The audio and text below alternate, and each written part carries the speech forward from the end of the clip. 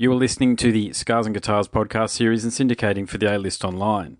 My name's Andrew Mackay-Smith, and the interview subject I have coming up for you is Vince Contarino. Vince is the frontman for the Zeppelin Masters. They are performing in the Sydney Opera House on January 3rd and 4th, 2019. That's the reason for the conversation, but it's fair to say Vince and I cover a lot of other ground as well.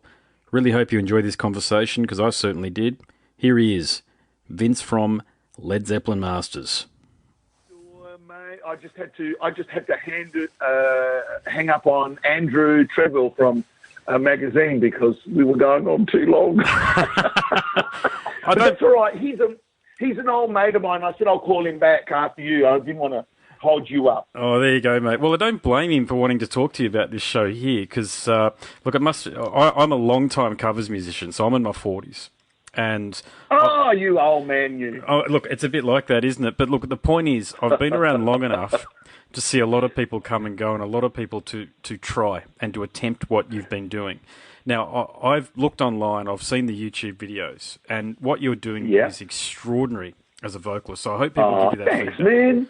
That's wonderful. Thank you. Because you've done, and the reason why it's extraordinary, I won't just be blasé about it. The reason why I think it's extraordinary is this, okay? Yes, you've got the Led Zepp vocal down pat, okay? But you also bring your own timbre and tone to things. So I'm going to start off with a rather unusual question for you, okay? Because I know we're here to talk up the Led Zepp Masters series that you'll be playing at the Opera House. I think it's in January, isn't it? But mate, we can talk about whatever we want.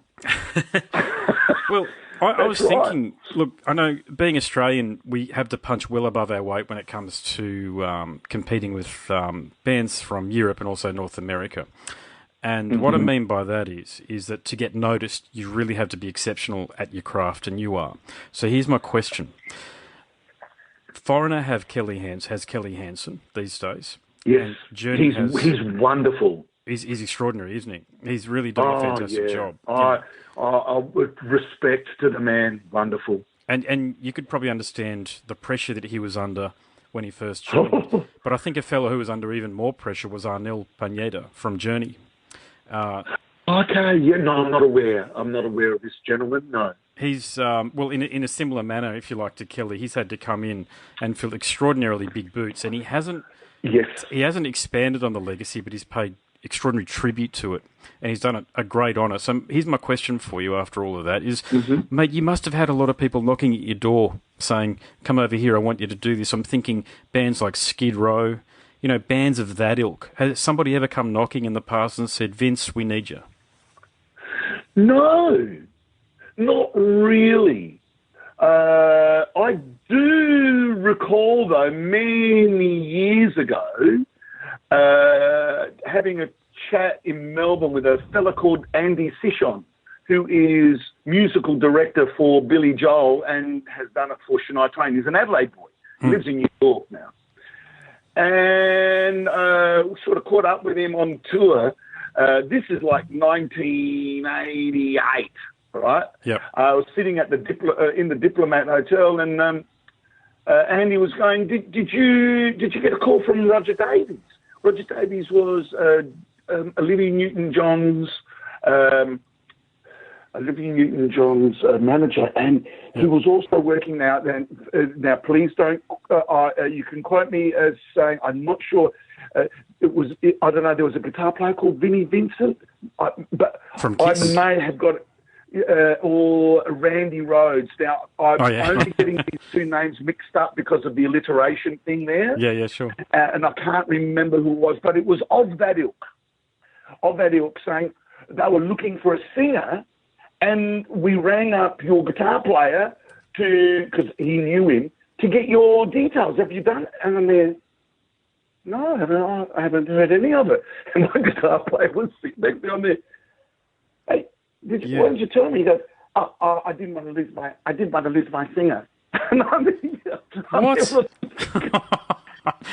Yeah, and I could remember going, oh, Robert, what have you done? Yeah. And I'm Andy, don't worry about it, it's all right. But it taught me about one thing, never to trust this guitar player. Oh, that's horrible, isn't it? Mate, it's not. It's just very unkind, actually. That's what that is, as far as I'm concerned. It's horrible because if had someone done that to me, going, "Oh, look, your drum, I'm there, mate." Bloody oath! I'll even pay for the plane fare to get him over there. What a wonderful opportunity! But hey, horses for courses. But having said that, I haven't. But I've had the privilege of singing in a band with Joe Walsh in the Party Boys. I've sung for John Lord. I did his concerto, and we played with the Adelaide Symphony Orchestra here as well. So I got to work with John Lord. So those things I found wonderful. But I can't recall any band really asking me to sing or anything for them. So, no, mate, it looks like it's just slipped under the radar there. Your destiny is with Led Zepp. Now, let me ask you this then, because I'm a bassist in a covers band. Okay, so people generally leave me alone unless they're drunk, which is often, as you know, the Punishers out there. But mate, do you cop it from the Punishers? Robert Plant does it like this, and not really understanding how difficult it is what you're doing, but because they've listened to the album 1,000 times plus in their head, do they come up to you and do that? No, not really. Look, I've been doing it for 32, almost 33 years. So, if there are any comments, it would be more like the ones you come across online. Okay. Not people that have said it personally to you, or like people saying, "Actually, man, you don't sound anything like Robert Plant. He doesn't sing the songs like that." And I'm not going to disagree. I don't think I do sound like Robert Plant. I actually am singing the song from a different perspective. I want to sing all the notes, those high notes that he hits. Yeah, you get them. And I want to give the tenderness where it's tender, and I want to give the excitement where it's exciting, and where it's like warbled and muffled, like in things like "Break" and "Bring It On Home" and stuff like that. I want to create that atmosphere. So I'm more into creating that feel and atmosphere rather than impersonating or something like like pretending to be Elvis or thank you very much, ladies and gentlemen. No, I don't want that, because that makes a mockery of it. Yes. And it's open. It leaves it open to ridicule. I really want to do the right thing, and I want to get that excitement, that energy, and that exhilaration, or whatever it is in that. Or if it's sexy, or if it's like that "All of My Love." I want to sing it, so it's beautiful and tender. That's my main thing. And when people say, "Oh, you close your eyes and you think it was," I know it's not, but that's what I want to achieve. Because I know that's people's way of saying, "You're doing it for me." Yeah, you definitely are. That's what I want to create more than anything. And I know that if I was impersonating Robert Plant, it would start to become, that's just silly. I would feel silly, and I wouldn't feel like an artist anymore. And so, therefore, the relevance of bringing these emotions, you've lost it, because now it's just about having tongue-in-cheek. And, God, can you imagine having to put up with a singer pretending to be Robert Plant for 2 hours when you love that music so much? I'd get pissed off, Andrew. I wouldn't like it. I don't like it. Yeah. No, it's disrespectful. And I know some people actually don't find it like that. They prefer, like some people have said, no, I like the bands that dress up and look like it. Well, you can see, they probably buy the Playboy magazines to look at the pictures, not read the articles. Yeah, I know what you're saying. We always read the articles, Andrew. We do. Yeah, we do, mate. Don't worry about it. Especially when Elle Macpherson was in it back in 1994, mate. I just read the articles that on that issue there in particular. Yeah, me too, yeah. But you know what I'm saying. I know exactly what you're saying, and it actually, I'm so glad you say that, because your performance, not that it reminded me of, but it's in the same vein in terms of your approach to the performance as the way Adam Lambert approaches taking Freddie Mercury's wonderful songs to an audience in Queen. Oh, thank you. Thank you. Yeah. Thank you. That's just one of the most beautiful things I've heard. Beautiful. I can't stand impersonators. And when I see people singing Queen, I don't like it. But he is the real deal. Yeah. He's not pretending to be Freddie. The guy he's doing what is, and like when the people mocked Paul Rodgers for doing Queen, I loved it because he was being himself, singing great songs. But when Lambert comes along, mate, wow, he's a force of nature. Yeah, he's a superstar. Yeah, definitely. Yeah. Yeah. A lot of people, I've got to say, I was sceptical at first because Queen are a band that are very close to my heart, being probably the first rock band that I ever truly adored. So with Freddie's irreplaceable, we all know that. Probably the greatest rock vocalist and frontman of all time, in my view. But you've done something similar with what you're doing. I mean, you're not trying to replace. You're paying tribute in your own way by being yourself and interpreting the songs the way that you choose. And I think Adam's done the same thing. Yeah.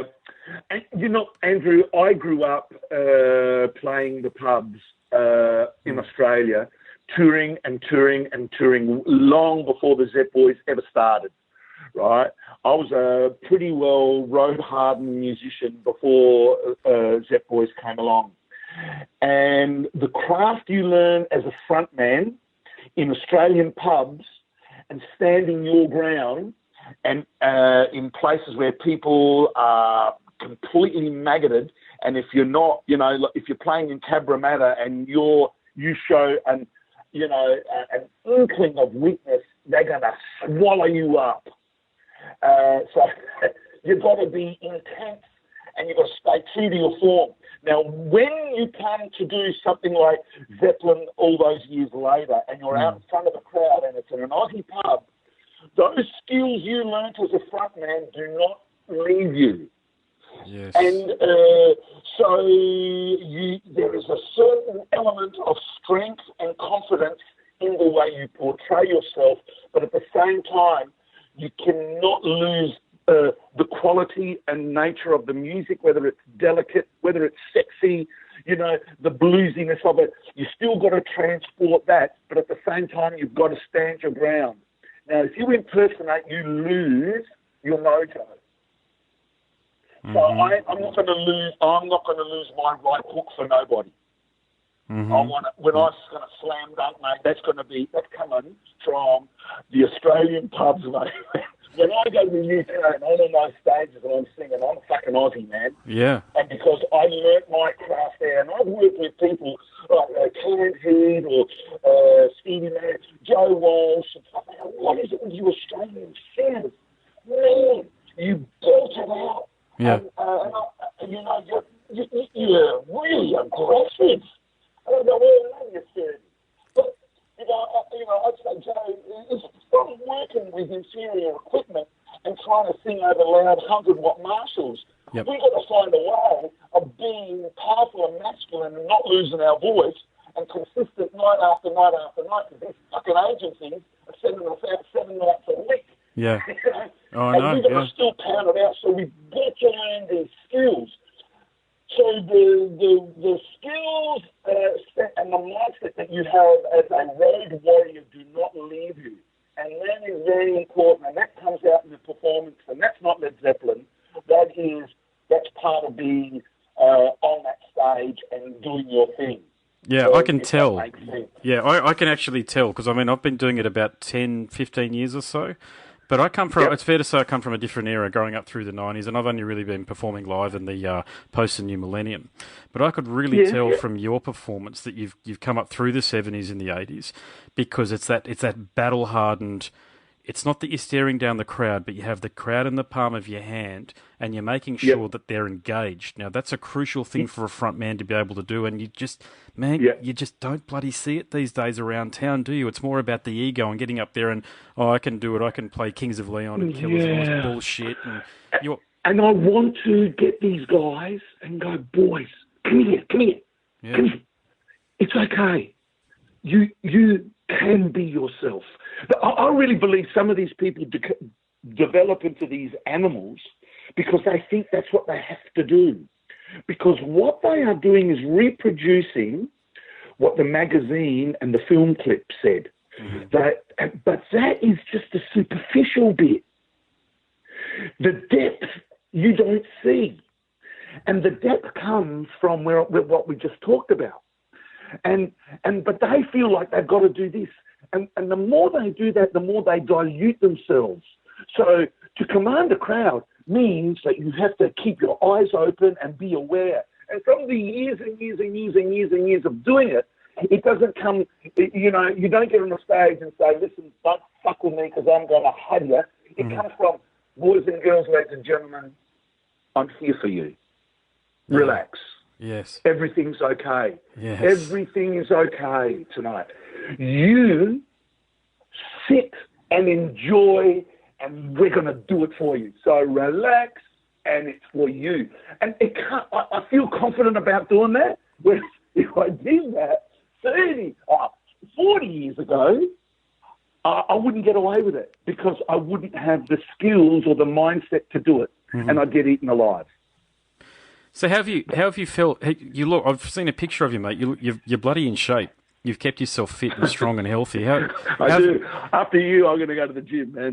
But how have you found the energy to do that? Because I assume you've got family commitments and professional commitments as well. And I spoke to Mike Howe from Metal Church just yesterday about the same thing because he's in the same boat in that he looks fit and he was saying yoga. But what about you, mate? It doesn't look like you've succumbed to alcohol and all of the rest of the temptations that are out there. Look, I am blessed. I'm able to survive off my music. I'm not one of these people that has to keep working. I like to squirrel away. If I work, I'll put stuff away so I can. I'm not interested in fortune. I don't care. I want to be able to eat, sleep, and have a wonderful well-being where I can appreciate my life. So I actually don't do that much, but sing, play, train, eat. So I look at my time schedule and I manage my energy. And I'm 59.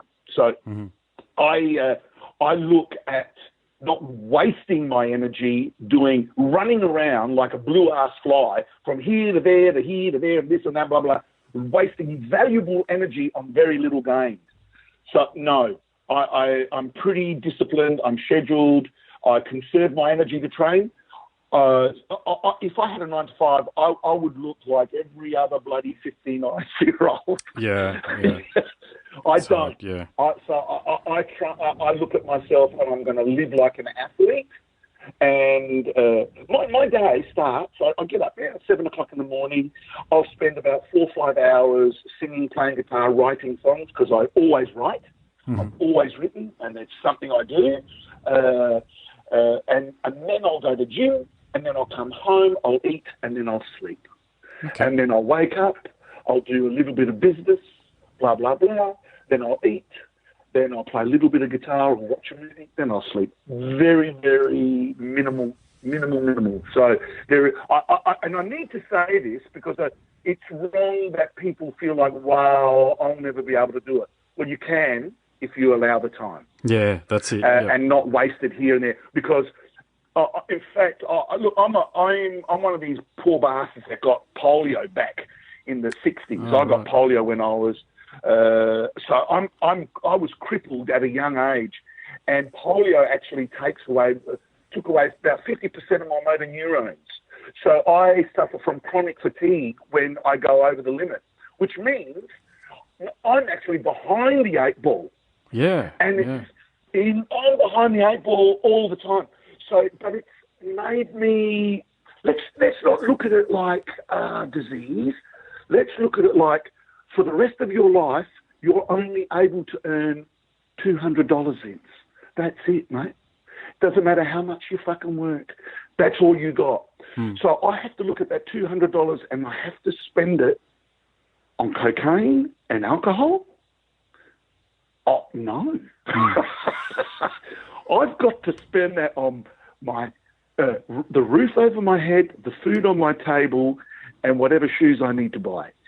That is what I do. And that's how I look at my energy levels. So, I've got a disease that has done this to me. So I will use my time and use it correctly to get the most out of it. And it's been a blessing because I get more out of my 50% than some people do with their 100%. Yeah. I can see. Yeah. And that's because they waste it. Can you imagine what some of these people can do? Oh my God, when I look at it, it's like, oh God, if you did the right thing, you guys you'd all be wearing capes. You'd all be fucking superheroes. I think a lot of people don't understand that life to a great extent is a results-based business, meaning that you are the consequence of your actions. Yeah, absolutely. Yeah. And don't get me wrong, I love my red wine. I'll have a drink in here and there, but you know what? I won't do it if I've got gigs coming up, blah, blah, blah. Yeah. In fact, for the Sydney Opera House, as soon as it hits December 10, right, I every day will sing that repertoire at the top of my lungs. So I can, by the time it gets to the 3rd and 4th of January, I've got that voice humming. Mm-hmm. Because to sing Led Zeppelin, I need to change my voice. I need to get rid of my baritone. That's the Elvis Presley voice in me. Yeah. I lose that. And so I lose my bottom register, but my upper register increases by, a tone, maybe a tone and a half, which I don't have right now as we speak. There you go. I don't have it. No, I haven't got it. So there you go. If I was invited to sing some Led Zeppelin songs, like, I can't sing it. Sorry, guys, I'm not your guy. But if you train correctly and you sing correctly, you might find, oh, fuck, I can do it. Geez, I can't sing like Elvis at the same time either. So it's different weights, training for different events. Yeah, look, I really admire the energy and the enthusiasm you have for life above everything else, mate. I've got to tell you, 59 years of age, you've led a meaningful life from what I can determine during this 20-minute conversation here, because very few people have a lot to show for themselves individually when they get to that point, to be quite frank, and it is quite sad. But we live in this wonderful Western civilization with so many opportunities, but people choose to piss it away and take drugs and just be an idiot about things rather than focusing like what you've done. And you've already said you were behind the 8 ball and you took the bull by the bloody horns and went, fuck this, excuse my language. I don't care, a bit like Lemmy, born to lose, live to win, like that whole attitude. Yes. I love that saying. Yeah, it's fantastic. All that saying in Shawshank Redemption, you can get busy living or you can get busy dying. Yes, yeah. Indeed. And it's for everybody. Everybody. And musicians, take note. You can only be as good as your genetics and your intellectual capacity will allow. Uh-huh. That's all you can do. When it comes to those guitar riffs or those vocal phrasings, and to a certain degree, the range you have, there's a genetic limit. But there is no limit to stop you to connect with people. And that is the most important thing. If you take your music and your artistic skills to exactly where, as far as you can take them, and then you project that onto the people for the reasons. I said this in an audience, in an interview the other day. I mean, when we're on stage, we're little drops, and we're actually observing the ocean. That's the audience. Mm. I don't want to be a drop. I want to be the fucking ocean. I don't want to be a drop, man. So everything that you do is geared to be part of the ocean. And so as soon as you forget about that, you become the bigger part. And oh my God, you get all this energy from everybody out there, and everything is good. Everything is bad. Everything is real. Everything is fantasy. And it's just like you're everything. And you get this artistic inspiration and push that just keeps you going. So don't try to be fucking Mr.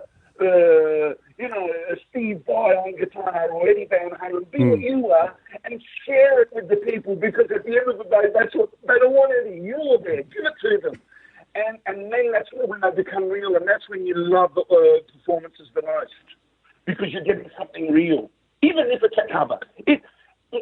Cover, another mate. A friend of mine the other day said he records all the time. He goes, Vince, every time we record an album, then we go out and play it, we just cover bands of ourselves anyway.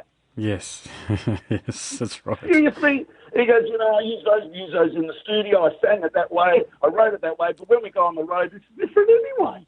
And I think I did it. He goes, we covers of ourselves. He goes, covers, original, what a load of crap. Just get out there and share the joy and the love and everything. That's what it's about. Indeed it is, yeah. Mate, I better leave it there. Thank you so much for the conversation. One final question, mate. We've talked about a lot of... You have been listening to the Scars and Guitars podcast series and syndicating for the A-List Online. My name's Andrew Mackay-Smith, and that conversation featured Vince Contarino from the Zeppelin Masters show. Thank you so much for listening.